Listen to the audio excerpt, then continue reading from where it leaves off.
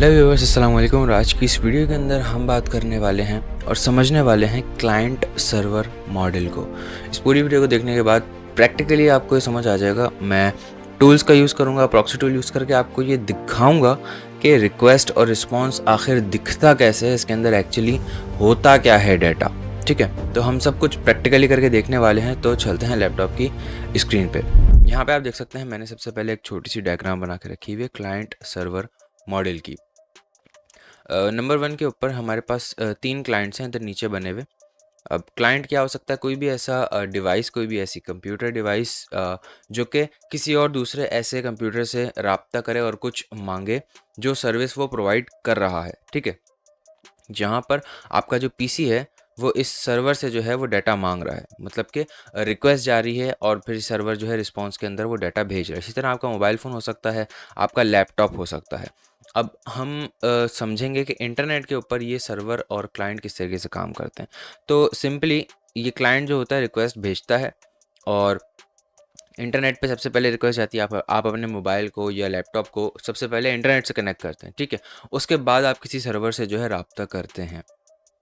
तो ये इंटरनेट से रिक्वेस्ट फिर जाती है सर्वर के पास और फिर ये सर्वर वापसी जो है डाटा भेजता है और फिर इंटरनेट के थ्रू होता हुआ ये आपकी डिवाइस तक आ जाता है। अब ये जो ऊपर वाले 2 एरो हैं ना, ये हैं हमारे रिक्वेस्ट के। ठीक है, और नीचे वाले जो 2 एरो हैं वो हैं हमारे रिस्पॉन्स के। ओके, नाउ मैं अब एक ऐसा टूल आपको दिखाने वाला हूँ जो बैठेगा यहाँ पर, जो इस जगह पर बैठा हुआ होगा और वो बेसिकली क्या करेगा, वो इन रिक्वेस्ट और रिस्पॉन्स को कैप्चर कर सकता होगा। ठीक है, तो हम स्टार्ट करते हैं अपना टूल जिसका नाम है बर्प सूट। इस टूल के 2 एडिशन है, एक कम्युनिटी एडिशन है और एक प्रोफेशनल एडिशन है। एक एंटरप्राइज एडिशन भी आता है। तो कम्युनिटी एडिशन फ्री है, प्रोफेशनल वाला पेड है। उसके अंदर आपको सब्सक्रिप्शन बाय करनी पड़ेगी, $400 to $500 की सब्सक्रिप्शन होती है। एंटरप्राइज वर्जन के अंदर आप और भी ज़्यादा उसको, मतलब वो और महंगा होता है। ठीक है, और इसको डाउनलोड करने के लिए सिंपली आपको जो है क्रूम ओपन करना है। क्रूम के बाद पोर्ट स्विगर की वेबसाइट से आप इसको डाउनलोड कर सकते हैं, बर्प सूट का टूल। तो यहाँ से हम इस टूल को जो है डाउनलोड कर सकते हैं।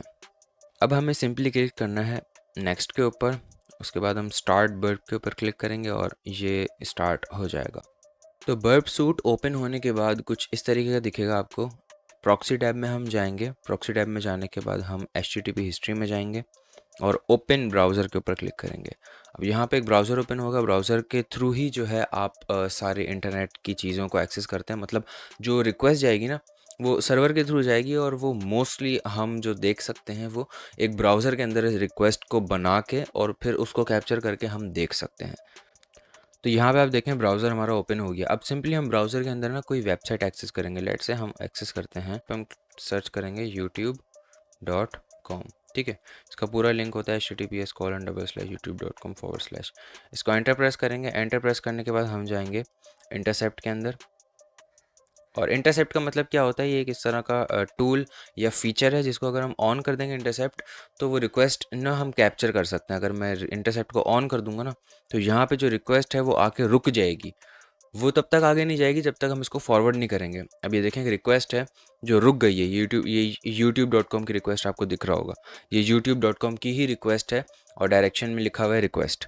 और रिक्वेस्ट दिखती कैसी है, यहाँ पे आप देख सकते हैं। ये रिक्वेस्ट का कंटेंट होता है। रिक्वेस्ट के अंदर हेडर्स होते हैं, रिक्वेस्ट के अंदर होस्ट लिखा होता है, कुकी लिखी हुई होती है। इसके अलावा ये सारे हेडर्स हैं। ये यूज़र एजेंट का हेडर, यूज़र एजेंट के हेडर का मतलब होता है आपका ब्राउज़र कौन सा है और आपका ऑपरेटिंग सिस्टम कौन सा आप यूज़ कर रहे हैं।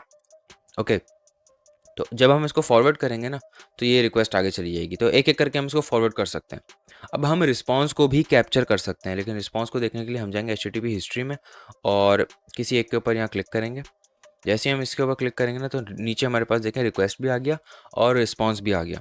रिस्पॉन्स के अंदर जाने के बाद हम देख सकते हैं रिस्पॉन्स दिखता कैसा है। रिस्पॉन्स के अंदर ना मेन चीज़ होती है वो ये 200 ओके, जिसका मतलब क्या है कि जो रिक्वेस्ट आपने चीज़ करी थी वो सक्सेसफुली फैच हो गई है। और 200 ओके का मतलब होता है ऑल इज़ गुड। और इसके अलावा 404 नॉट फाउंड भी एक होता है, 301 फाउंड भी होता है, 302 भी होता है, 500 इंटरनल सर्वर एरर। ये आपने चीज़ें सुनी होंगी। तो ये बेसिकली इधर होता है ये सारा सब कुछ।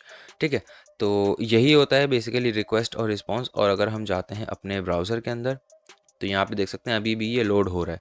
ये क्यों लोड नहीं हो रहा है? क्योंकि हमने इंटरसेप्ट ऑन किया हुआ है और जब तक हम इसको फॉरवर्ड नहीं करेंगे ये लोड नहीं होगा। तो हम इसको इंटरसेप्ट को ऑफ कर देंगे ताकि ये वेबसाइट जो है youtube.com की सही से लोड हो जाए। तो बस यही होता है रिक्वेस्ट और रिस्पॉन्स। आई होप ये सब कुछ आपको समझ में आ गया होगा। स्टिल कोई क्वेश्चन है तो कमेंट सेक्शन में पूछ सकते हैं। मैं मिलता हूँ आपको इसकी नेक्स्ट वीडियो में। अपना ख्याल रखिएगा। अल्लाह हाफिज़।